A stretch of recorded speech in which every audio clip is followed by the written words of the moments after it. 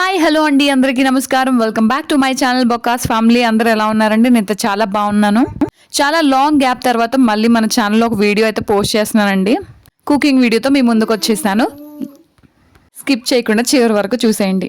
Leg పీస్లు అంటే ఎవరికి ఇష్టం ఉండదు చెప్పండి. సో చికెన్ లెగ్ పీస్ తవా ఫ్రైతో మీ ముందుకు వచ్చేసానండి. ఎలా ప్రిపేర్ చేయాలో చూసేద్దాం. ఫస్ట్ అయితే నేను లెగ్ పీస్ శుభ్రంగా కడిగేసుకొని ఒక బౌల్లోకి తీసుకున్నానండి. దాంట్లో సాల్ట్, పసుపు, కారం అండ్ అల్లం వెల్లిపాయ పేస్ట్ అయితే వేస్తున్నాను. ఇప్పుడు తర్వాత నిమ్మకాయ అయితే పిండుకుంటున్నానండి. హాఫ్ స్లైస్ అయితే సరిపోతుంది. ఫుల్ నిమ్మకాయ వేస్తే చేదు వచ్చేస్తుంది.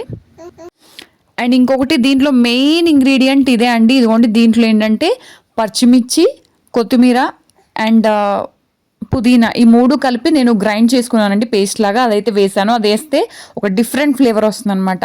తర్వాత అయితే పెరుగు వేసేసుకున్నాను. తర్వాత ఇది గరం మసాలా అండ్ ఫైనల్గా చికెన్ మసాలా కూడా వేసేసుకున్నాను.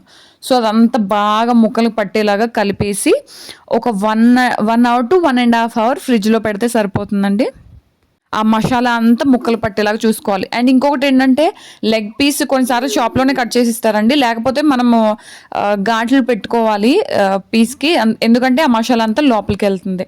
సో ఇక్కడైతే నాకు 1.5 అవర్ అయిపోయిందండి నేను ఫ్రిడ్జ్లో పెట్టి. సో తీసి ఇక్కడైతే నేను తవా ఫ్రై చేస్తున్నాను.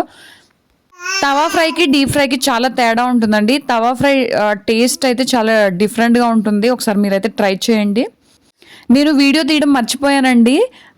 ఆల్రెడీ ఒక 4 పీసెస్ అయితే ఫ్రై చేసేసాను. తర్వాత మళ్ళీ గుర్తొచ్చి మళ్ళీ వీడియో కోసం మళ్ళీ ఇదిగోండి లాస్ట్ 4 మొత్తం 8 పీసెస్ అయితే తీసుకున్నాను నేను.